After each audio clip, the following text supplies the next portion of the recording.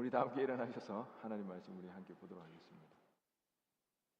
사도행전 13장 22절 말씀입니다. 한 절의 말씀입니다. 우리 한 절의 말씀을 우리 다 함께 합독하겠습니다. 패하시고 다윗을 왕으로 세우시고 증언하여 이르시되 내가 이새의 아들 다윗을 만나니 내 마음에 맞는 사람이라 내 뜻을 다 이루리라 하시더니 아멘. 자리에 앉으시기 바랍니다.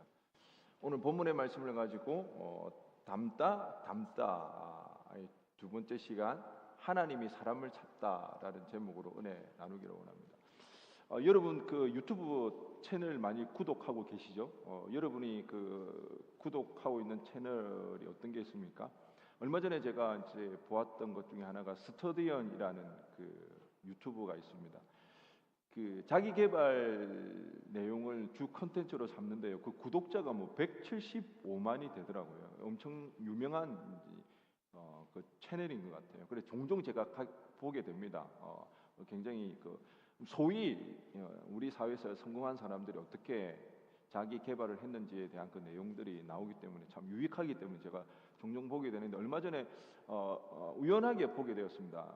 현대자동차 부사장을 역임했던 분이 나왔습니다.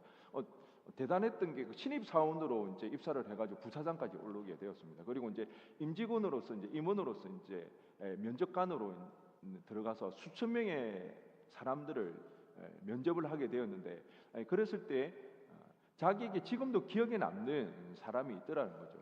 그래서 그 기억에 남는 그 사람에 대해서 몇 명을 이야기해 주는데 한 명은 뭐 이런 거였습니다. 지원서에 자기는 현대를 위해서 현대랑 자기가 너무 잘 맞다 그런 이제 지원서에 써놓았다는 거죠. 대부분 그렇게 써 놓는데 그거 다 거짓말이라는 거죠. 이제 그 정도 수천 명 보고 이제 지원서 보게 되면 아는 거죠. 뭐 누구나 그렇게 쓴다. 그런데 너무 그 지원서에 자기는 너무 현대랑 잘 맞다 이렇게 써놔서 한번 물어봤대요. 그럼 도대체 현대가 뭐라고 생각하냐고. 그렇게 하니까 현대는 도전 정신입니다. 뭐 그렇게 이야기했는데 우리 다 아는 거잖아요. 현대하면 이미지가 도전 정신이다. 그러니까 그 임직원도 그렇게 이야기를 했대요. 그거 다 아는 거 아니냐고. 그리고 계속 이렇게 이제 질문하니까 이제 이 신입 면접을 보러 온 사람도 안 되겠다 싶었는지 솔직하게 이야기를 했다고 합니다. 현대는 맨 땅에 헤딩이다 이렇게 이야기했는데 자기가 수천 명의 사람을 면접을 했는데 맨 땅에 헤딩이라는 대답은 처음 들었다고 합니다. 사실 그 자리가 굉장히 어려운 자리잖아요. 왜냐하면 고위 임원들이 다 나와 함께하는 그런 자리이기 때문에 자신의 솔직한 생각을 말하기가 쉽지 않은데 그가 솔직하게 대답을 했다는 거죠. 지금도 그 사람을 기억하고 있는 것은 그 임원에게 굉장히 인상이 되었던 것 같아요.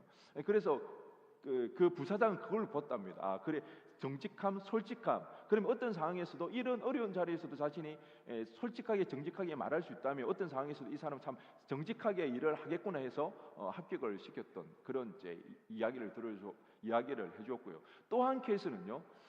고등학교 1학년 때까지 태권도 선수였다고 합니다. 그런데 태권도 선수로 생활을 하다가 부상을 당해서 이제 그만두었는데 보통 운동 선수들이 그만두게 되면 이제 체육 특기생이나 체육 교육과를 가게 되는데 이 사람의 경력이 굉장히 특이했습니다.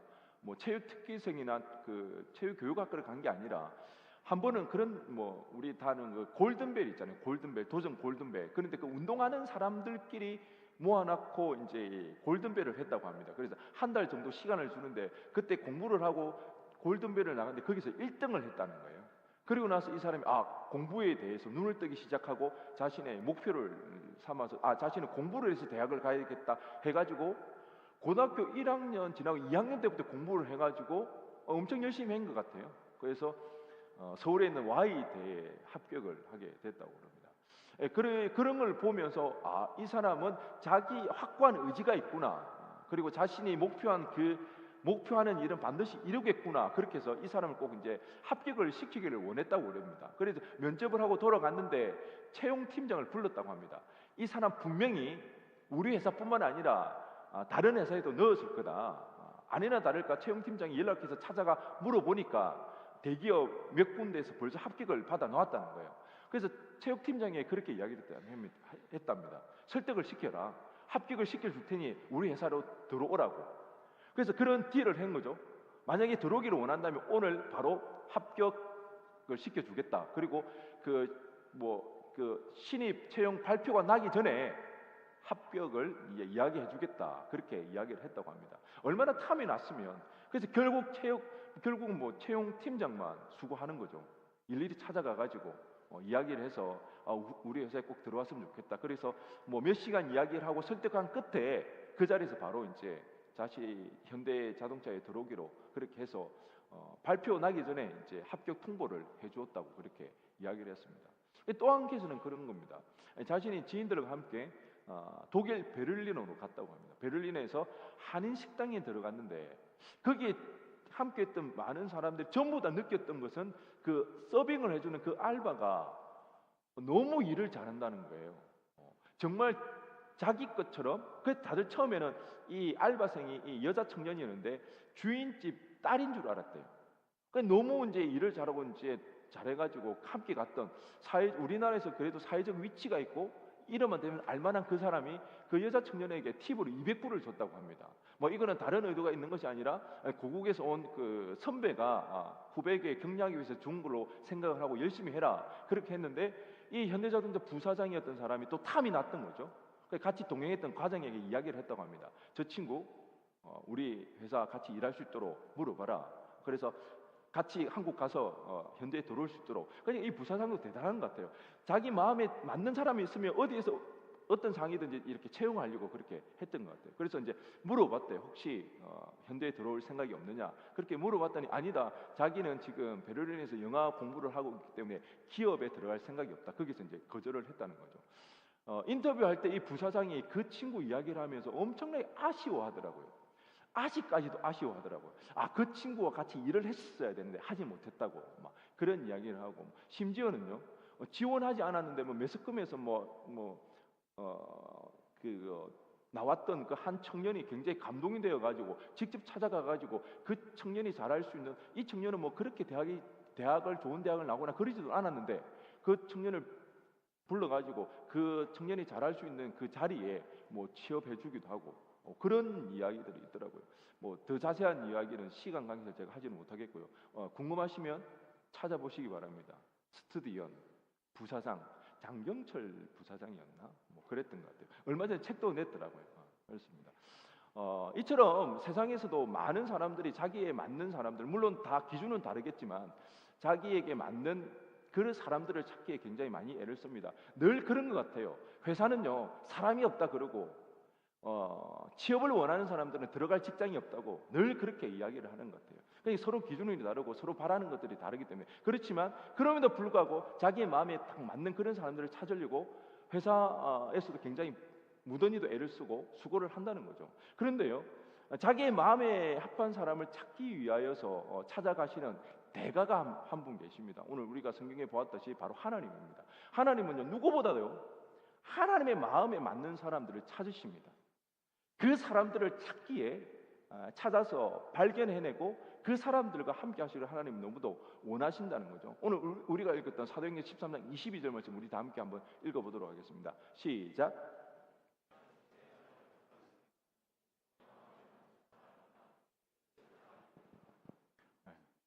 하나님의 마음에 맞는 사람 다윗. 하나님께서는 그 사울을 왕으로 세운 걸 후회했습니다. 그리고 새로운 왕을 세우기를 원했는데요. 그랬을 때 하나님의 딱 맞는 다윗을 발견하게 되었습니다. 그런데 사실 여러분이 아실지 모르겠지만 이새의 아들 다윗, 이새의 집안에서요 다윗은 형제들에 비해서 경쟁력이 전혀 없었습니다. 오늘날 스펙으로 따진다면 스펙이 없었던 사람입니다. 그럼에도 불구하고 하나님께서 그 다윗이 마음에 들었고 그를 픽하였고 그를 불러 세우게 되어집니다. 하나님께서 사무엘에게 말씀하십니다. 내가 이새의 아들 다윗을 만나니 마음이 합하다.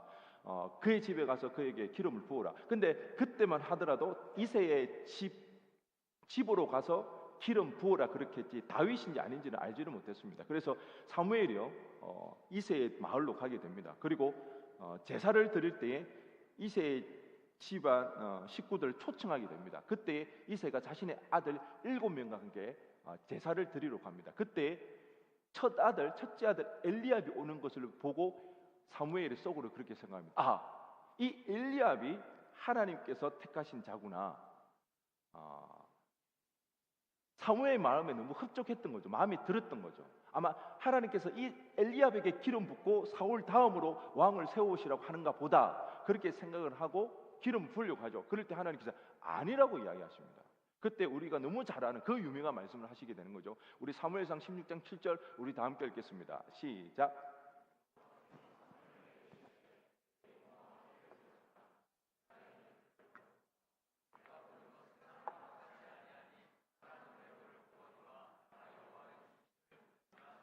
아멘. 우리는 이 말씀에 너무 은혜 받죠. 외모 안 보니까 우리가 여기 있는 거예요. 하나님 만약에 우리 스펙 따졌으면 여기 있을 사람 많이, 그럼에도 불구하고 당당한 수 있나요? 요즘 그런 이야기 하더라고요. 아이돌이 되기 위해서는 얼굴은 상관없대요. 그거는 수술하면 되니까. 근데 키는 작으면 이거는 아예 되지가 않는다더라고요. 그래도 키 작은 사람은 네이티브 루즈라 그러더라고요. 저는 하나님께서 외모를 보시지 않고 키를 보시지 않는 것에 참으로 감사하고 있습니다. 물론 저만 그렇다고 여러분이 그렇게 보십니다. 사람은 외모를 볼 수밖에 없습니다. 인간의 한계입니다. 우리가 사람들의 스펙을 잡고 그것을 판단하는 거, 그게 완벽할 수 없지만 그거 외에는 사람은 사람에 대해서 평가를 내릴 수 있는 다른 방법이 없기 때문에 최선의 선택이라고 생각할 수 있습니다. 그런데 하나님은 외모를 보시지 않습니다. 그 중심을 보신다고 합니다. 왜? 하나님에게는 능력이 필요가 없습니다. 하나님은, 능력은 누구에게 있다는 겁니까? 능력은 하나님에 있다는 겁니다. 능력은 누구 능력 쓰면 된다? 자신의 능력으로 하면 된다는 것입니다. 능력이 중요한 것이 아니라, 외모가 중요한 게 아니라 뭐다? 마음의 중심이 중요하다는 거예요. 오히려 우리에게는요, 그 스펙들이, 그 능력들이 방해가 되어질 때가 많이 있습니다. 조금 잘하면 어떻게 합니까? 마치 자신이 신이 된 듯한, 자신이 너무 탁월한 것처럼 주변 사람들 무시하게 되고 하나님 찾지 않게 되고, 오히려 하나님을 찾을 때, 하나님을 찾으시고 하나님과 동력할 때 능력이 오히려 방해될 때가 너무나 많더라는 거죠. 능력은 누구에게 있다? 하나님에게 있다. 능력은 누구 거 쓰면 된다? 하나님 거 쓰면 된다. 그래서 이제 사무엘이 아들을, 이세 아들 7에게 기름을 부으려고 하는데 하나님께서 엘리압도 아니라고 그럽니다. 둘째 아들도 아니라고. 7명이 다 지나가는데 다 아니라고 그럽니다. 아마 사무엘이 굉장히 당황했을 겁니다. 본인이 하나님의 음성을 잘못 들었나? 내가 집을 잘못 찾았나? 왜 하나님 계속 아니라고 그러지? 그때 이제 사무엘이 이세에게 다시 묻습니다. 혹시 너희 여기 있는 아들이 전부 다 이냐? 그랬을 때 이제 이야기를 하는 거죠. 아니다, 아들 한 명이 남아있다. 그 아들 지금 뭐하고 있냐? 들판에서 양을 치고 있다. 그렇게 이야기합니다. 이세가 그 막내 아들을 이야기할 때 그 막내라는 말은요, 하카톤이라는 의미가 있습니다. 히브리어로 하카톤인데요, 이 말에는 굉장히 보잘것없고 연약하고 그런 이제 의미가 들어있습니다. 별로 중요하지 않고 제일 작고 약한 녀석이라는 그런 의미가 있습니다. 물론 하카톤이라는 서열적으로 가장 어리다는 그런 의미가 있지만 별 쓸모가 없다, 제일 약한 녀석이라서 의미가 없다, 그런 뜻을 내포하고 있더라는 거죠. 여러분, 그 아들 7을 데리고 왔다는 그 말의 실은요, 완전수입니다. 이세가 생각했을 때 만약에 자신의 아들 중에 왕이 나온다면 이 아들 안에서 나올 거라 그렇게 생각합니다. 이 아들 외에는 왕으로 될 만한 제목이 없다. 그러므로 고로 아버지 이세가 봤을 때도 다윗은 왕이 될 제목이 아니라는 거죠. 이 자리에 나올 필요조차 없는, 아버지에게조차 인정받지 못하는 인물이 다윗이었습니다. 아버지 이세가 다윗을 향한 마음이 어땠는지를 잘 엿볼 수 있는 장면이 하나 있는데요. 다윗이 사울을 피해 도망갈 때입니다. 그런데 그렇게 쫓기게 되었을 때, 갑자기 도망자 신세가 되었을 때 그 다윗이 얼마나 외롭고 힘들었겠습니까? 그런데 그 도망자 신세일 때 아버지로부터, 부모로부터, 형제로부터 도움받거나 위로받는다는 이야기가 전혀 나오지 않습니다. 물론 도망갔을 때 그의 아버지의 집에 가면 금방 들통나기 때문에 안 갔을 수도 있습니다. 하지만 그렇다면 다른 통로를 통해서라도 부모로부터, 형제로부터 도움을 받고 위로를 받을 수 있다는 그 이야기가 충분히 나올 수 있는데 성경에는 전혀 없습니다. 다윗이 아둘람굴로 피했을 때 그제서야 그의 형제와 그의 부모가 아둘람 굴로 내려왔더라. 그 말 외에는요, 그가 도망가고 그가 사울을 피해서 도망자 신세로 생명의 위험을 겪을 때에 그 부모에게조차 그는 어떻게 보면 버림받았습니다. 위로받지 못했습니다. 이것이 이새가 그 아들 다윗을 바라보았던 그런 시각이라는 거죠. 어떻게 보면 아버지가 부모가 있음에도 불구하고 천하의 고아와 같은 그런 생활을 했던 거죠. 어떻게 보면 외형적으로는 볼품 없을 수도 있습니다. 스펙적으로 보면 경쟁력이 떨어지는 그런 다윗이었을 수도 있습니다. 아버지가 봤을 때도 그만한 능력이 되지 않는 아들이었을 수도 있습니다. 하지만 하나님 눈에는 다윗이면 충분했습니다. 하나님의 마음에 합한 자가 다윗이었던 거죠. 이것이 참으로 중요합니다. 우리가 누구의 마음에 드는가? 아버지의, 부모의 마음에 드는 것도 중요하지만 진짜 중요한 것은 하나님의 마음에 드는 것, 하나님의 마음에 합한 것, 그것이 참으로 중요한 것입니다. 여러분, 하나님께서 기뻐하시는 것, 하나님께 기뻐하시는 것은요, 스펙이 아닙니다. 스펙이 아니라 마음입니다. 중심입니다. 그 중심이 어떠느냐, 그거에 따라 하나님 달라집니다. 여러분, 다윗이 목사로 제사장으로 부르심 받은 거 아닙니다. 우리는 흔히 그렇게 생각할 수 있습니다. 다윗이 그렇게 하나님 앞에 간절하게 기도하고 찬양하고 예배할 수 있었던 것은 그가 뭐 목회자? 아니요. 다윗의 직업이 뭐였나요? 왕이었습니다. 오늘날로 치면 정치인이지 않습니까? 대통령이지 않습니까? 그럼에도 불구하고 누구보다도 하나님을 의지했고 하나님 앞에 기도하였고 하나님 부르심을 쫓아 살아갔던 사람. 오늘날 치면 굉장한 경쟁력이 있어야 됩니다. 든든한 배우가 있어야 됩니다. 사울은 어땠습니까? 사울은 유력한 집안에 태어났습니다. 어떻게 보면 오늘날로 치면 금수저입니다. 누구나 알아주는 그런 빵빵한 집안에서 태어났고요. 다른 사람들보다 머리가 하나 더 컸다고 그랬습니다. 그것은 무슨 말입니까? 왕으로서, 군인으로서 충분한 경쟁력과 그런 능력을 갖추었다는 뜻을 내포하고 있다는 거죠. 근데 다윗은 어떤가요? 형제들에 비해서 굉장히 부족했습니다. 그의 집안이 뭐 내세울 만한 그런 집안도 아니었습니다. 그의 외형은 어떻습니까? 형들에 비해서 뭐 뛰어나거나 그러지를 못했다는 거죠. 그럼에도 불구하고 하나님께서 그를 택하시니까 하나님의 마음에 합했을 때 그는 이스라엘 역사 가운데 가장 위대한 왕이 되었습니다. 하나님께서 분명히 이야기하십니다. 다윗이 하나님을 너무 사랑하여서 하나님의 성전을 지어드리겠다고 그렇게 했을 때 하나님께서 감동하여서 그렇게 말씀하십니다. 내가 너를 목장, 양을 따르는 데서 나의 백성, 이스라엘 백성의 주권자로 내가 삼았다. 분명히 이야기합니다. 너는 보잘것없는 뭐다? 양치기일 뿐이었다. 그런데 너를 내가 택하여 내 마음에 합하여 너를 이 나라의 주권자로 삼았다. 이후로는 내가 너의 이름을 더욱더 위대하게 만들어주겠다. 다윗이 될 수 있었던 것, 다윗이 이스라엘의 왕이 되고 오고 오는 세대 가운데 위대한 왕으로 존경받을 수 있고 추앙의 대상이 될 수 있는 이유는 이 모든 것들이 하나님의 작품이라는 것입니다. 다윗이 했던 것은 아무것도 아니라는 것입니다. 우리는 이 점을 잘 기억해야 합니다. 우리의 인생의 주관자가 누구이다? 하나님. 하나님을 끝까지 우리는 신뢰해 봐야 됩니다. 하나님의 마음에 합한 자. 하나님의 마음에 합한 자. 하나님은 그 중심을 보신다고 그러는데, 그렇다면 그 중심이 뭔가? 우리가 이 중심을 생각할 때 먼저 생각해 볼 부분이 있는데요. 그러면 하나님은 왜 사람을 찾으시는가? 왜 하나님은 사람을 찾으시는가? 여러분 생각해 본 적 있습니까? 하나님 왜 사람을 찾으시나요? 하나님의 그 할 일을 시킬 사람이 필요해서? 단순히 하나님은 일 시키려고 사람을 찾으실까요? 하나님 왜 사람을 찾으시는가? 우리가 이 부분을 이해를 해야 하나님께서 왜 중심이 중요한가? 우리 중심이 어떻게 해야 되는지를 우리는 알 수가 있더라는 거죠. 얼마 전에 한 지체가 저한테 그런 이야기를 했습니다. 어떤 모임에서 어떤 형제가 자신의 그렇게 이야기했대요. 누나는 왜 목사님 시키는 일 다 해?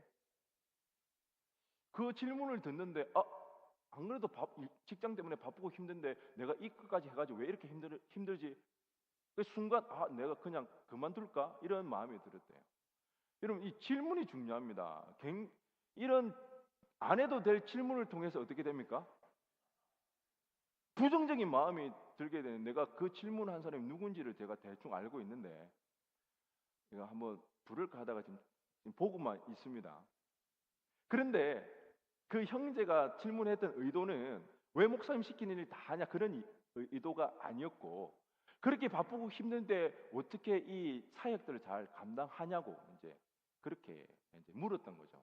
자기가 볼 때도 저렇게 하기는 쉽지 않을 것 같은데 어떻게 그렇게 하지? 이제 그렇게. 어제도 제가 뭐 급하게 할 일이 있어서 그 지체에게 이제 연락을 했습니다. 이거 좀 해달라고. 그러니까 알겠다면서 얼마 안 있어서 뭐 이렇게 일일이 처리해 줬으면 제가 너무 고맙다고 이렇게 하니까 카톡이 또 왔습니다. 필요한 것 있으면 언제든지 연락 주세요. 저는 이런 게 너무 좋습니다. 이런 반응. 그렇다고 해서 이 지체가 뭐 저한테 가스라이팅 당했겠습니까? 그 친구 뭐 그렇게 어리숙한 사람 아니고 똑똑한 친구거든요. 그 이야기를 들었습니다. 왜 너 이렇게 하고 있니? 우리가 나눔을 좀 했는데 자기가 그런 이야기를 했대요. 자기가 하나님 앞에 그런 기도를 했대요. 자기의 삶에 있어서 자기가 하나님을, 자기의 삶 속에 하나님을 느끼고 누리고 싶다고, 그리고 자기의 영적인 성장이 이루어지기를 원한다고 그렇게 하나님 앞에 기도했다는 거죠. 제가 그 이야기를 듣는 순간 이거는 내가 뭐 일을 시켜서 그런 게 아니라 이 친구의 기도를 하나님께서 신실하게 들으시고 하나님께 일하신다는 그 사실을 제가 알게 되었습니다. 여러분, 하나님을 느끼고 하나님을 경험하기에 좋은 일이 어디 있습니까? 세상 일을 하다가 하나님의 일을 느낄 수 있습니까? 하나님 경험할 수 있습니까? 아니요, 사역만큼 좋은 일이 없다니까요. 하나님 일을 하다 보면 하나님 느낄 수밖에 없습니다. 아멘. 이 지체가 요즘 바쁘고 힘들지만 늘 그의 삶 속에서 하나님을 경험하고 있습니다. 하나님 체험하고 있습니다. 그 바쁜 가운데도요, 부흥회 나오고요, 금요일 나오고, 제가 그런 이야기합니다. 너 왜 나왔니? 쉬어라고. 그런데 간절하니까. 근데 그 삶 속에서 물론 몸은 피곤합니다. 직장에서도 뭐 하루는 우리가 어디 답사를 갔는데 계속 연락이 오더라고요. 직장에서. 참 그거 보면 제가 안타깝고 그랬는데요. 직장은 직장대로 나름 바쁘고, 그 교회는 교회일대로 많이 바쁘고 힘들지만 그래도 그의 삶 가운데 하나님의 살아계심을 문득문득 느낀다는 겁니다. 그리고 무엇보다도 이 지체의 고백은 이런 고백입니다. 지금 하나님께서 그의 삶 가운데 함께 하신다는 것, 그리고 이 삶을 통해서 하나님께서 뭔가 이루어 가시고 이 과정을 통해서 다음 넥스트 타임을 하나님께서 어떻게 예배해 가실지 그 과정을 준비하는 거기 때문에 오히려 지금 이 시간이 기대감이 되어진다. 영적인 기대감이 있더라는 것이죠.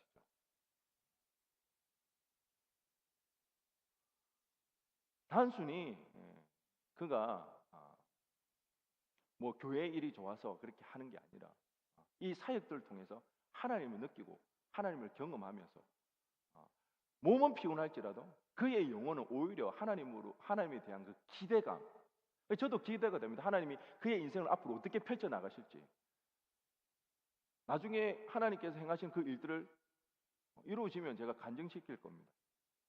하나님께서 이렇게 일하셨다고. 하나님께서 우리를 찾으시는 이유는 바로 여기에 있습니다. 단순히 하나님 일할 사람 없어서 뭐 일 시키려고 우리를 찾으시는 거 아니라는 것이죠. 하나님의 동력함을 통해서, 하나님 마음이 합한 사람 그 지체를 통해서 하나님께서는요, 하나님이 누군지에 대해서 더 알게 해주시기를 원한다는 것입니다. 뿐만 아니라 하나님이 누리는 그 기쁨을 누구와 함께? 우리와 함께 누리기를 원하신다는 것입니다. 이 일을 위해서 하나님을 찾으신다는 것입니다. 우리 한번 따라해 보겠습니다. 하나님을 더 알아가게 하기 위해서,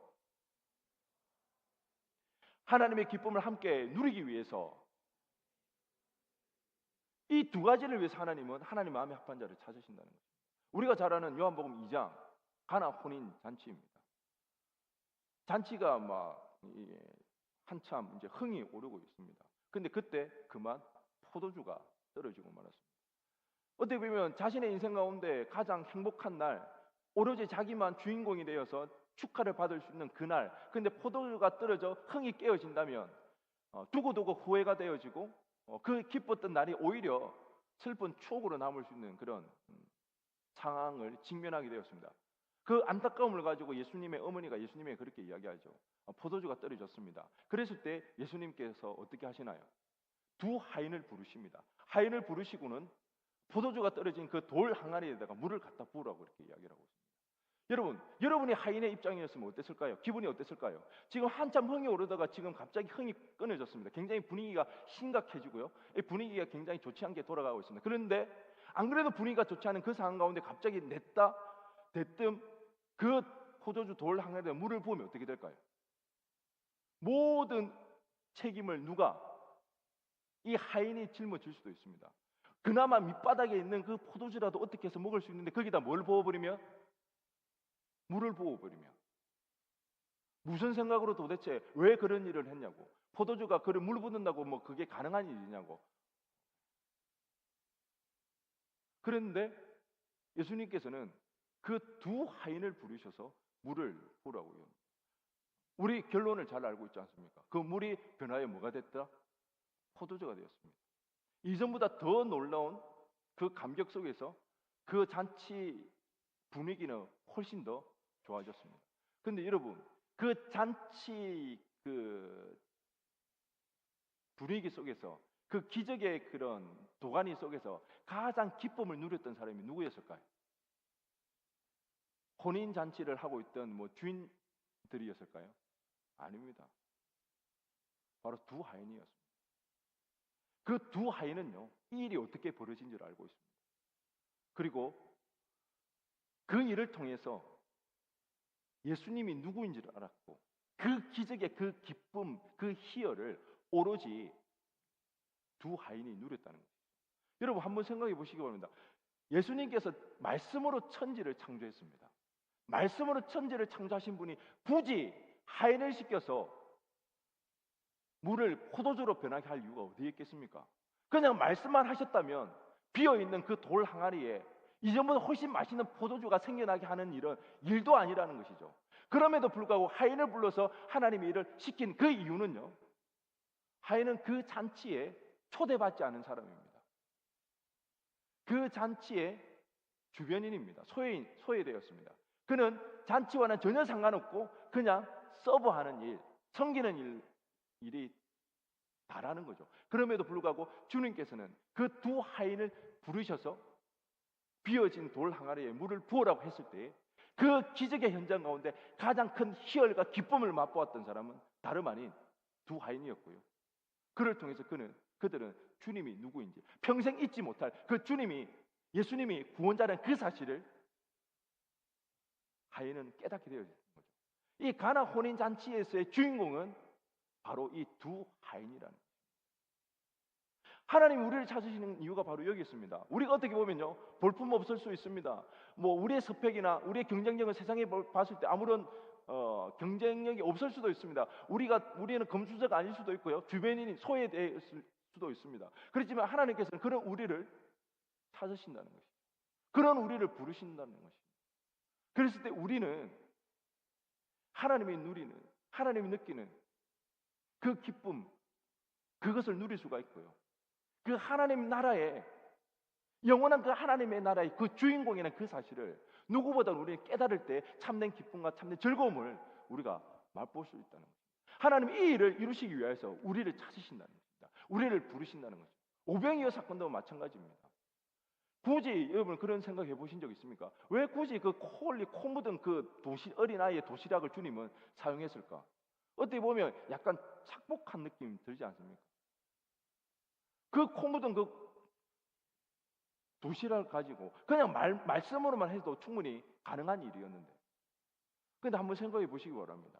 그 어린아이, 특히 그 시대의 어린아이는 사람 축에도 들어가지 않았습니다.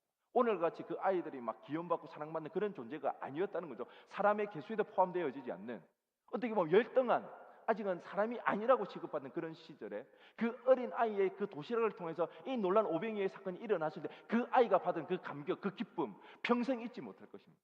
자신의 도시락을 통하여서 엄청나게 많은 사람들이 배불리 먹었던 그 기쁨을 그 어린아이는 맛보았다는 것입니다. 하나님이 찾으시는 이유는 바로 여기에 있다는 것입니다. 하나님이 구원자라는 그 사실, 그리고 하나님이 누리는 그 기쁨을 우리의 삶 가운데 누리기를 원하신다는 거예요. 그래서 하나님께 우리를 찾으신다는 거예요. 그러기에 우리가 이런 것들을 생각해 볼 때 하나님이 보시는 중심은 뭔가? 우리의 중심에 뭐가 있는가를 우리가 알 수 있는 것은 금방 알 수가 있습니다. 내가 무엇으로 기뻐하는가? 내가 지금 기뻐하는 것이 무엇인가? 그것이 내 중심에 담겨 있는 것입니다. 내 중심에 뭐가 담겨 있느냐에 따라서 우리가 기뻐하는 이유가 달라진다는 것입니다. 지난 한 주간 여러분은 무엇으로 기뻐하고 있습니까? 하나님으로 기뻐하고 있습니까? 하나님을 기뻐할 수 있습니까? 다윗의 중심은 어땠습니까? 다윗은 누구보다도 하나님을 기뻐했던 자입니다. 하나님이 그 인생의 기쁨이었고 하나님이 그 마음 가운데 충만하였기 때문에 그는 하나님의 이름이 모욕당하는 것, 그것은 곧 그의 기쁨이 사라지는 것과 다를 바가 없었습니다. 그래서 하나님의 이름을 모욕하는 골리앗을 향하여 그는 담대히 나가 맞서 싸울 수가 있었던 것입니다. 뿐만 아니라 그는 어땠습니까? 그의 가장 큰 기쁨은 하나님을 예배하는 것이었습니다. 하나님을 찬양하는 것이었습니다. 거기에서 그는 가장 큰 기쁨을 누렸기 때문에 그는 왕이었음에도 불구하고 그의 체면을 생각하지 않았습니다. 하나님을 찬양하고 하나님 예배할 때 누구보다도 기쁘게 춤추며 하나님을 예배했습니다. 그의 옷이 흘러내리는 것도 잊은 채 그는 하나님을 예배하는 자였습니다. 무엇보다 그는 하나님으로 기뻐하였던 자였기 때문에 그가 두려웠구나, 그가 위험 속에 있을 때, 특히 사울을 피해 도망 다닐 때에 그는 더욱더 철저히 하나님을 구했습니다. 하나님을 찾았습니다. 왜? 그런 불안한 상황 가운데, 그런 위협 속에서 그는 그 기쁨을 잃지 않기 위하여서, 그 다윗의 기쁨은 하나님으로부터 왔기 때문에 그는 기도하는 자로서 하나님을 철저히 찾았다는 것입니다. 하나님으로 가득하기 때문에, 하나님으로 충만했기 때문에 다윗은 하나님을 기뻐할 수가 있었습니다. 하나님으로 기뻐하는 그 일에 그는 목숨 걸었습니다. 모든 걸 제쳐두고서라도 그 기쁨을 잃지 않기 위해서 하나님을 찾고 하나님을 구했습니다. 여러분 또한 다윗처럼 이렇게 하나님으로 가득 채워지기를 간절히 소원합니다. 하나님과 동행할 수 있는 여러분의 삶이 되어지기를 간절히 원합니다. 여러분의 삶 가운데 혹 여러분의 그 기쁨을 앗아갈 수 있는, 하나님을 모욕하거나 하나님을 거역하는 그 일이 있다면 여러분 맞서 싸우시기 바랍니다. 물러서지 마시기 바랍니다. 그래서 그 기쁨을 잃지 마시기 바랍니다. 뿐만 아니라 하나님을 동행하시기 바랍니다. 하나님과 동행하시기 바랍니다. 하나님과 늘 함께 가시기 바랍니다. 어디에서 무엇을 하든지 간에 하나님을 예배하는 자로 살아가시기 바랍니다. 그래서 여러분의 그 기쁨을 잊지 마시기 바랍니다. 뿐만 아니라 여러분 삶 가운데 어려움이 있습니까? 걱정, 근심, 그것으로 인해서 여러분의 기쁨을 잃고 늘 불안하고 두려운 가운데 있습니까? 그렇다면 하나님을 찾으시기 바랍니다. 하나님을 구하시기 바랍니다. 언제까지요? 하나님이 응답하실 때까지. 왜 우리는 하나님이 응답하실 때까지 기도해야 합니까? 하나님이 살아계시기 때문에, 응답하시는 하나님이시기 때문에, 우리는 그런 믿음이 있기 때문에 우리는 끝까지 하나님을 구해야 할 것입니다.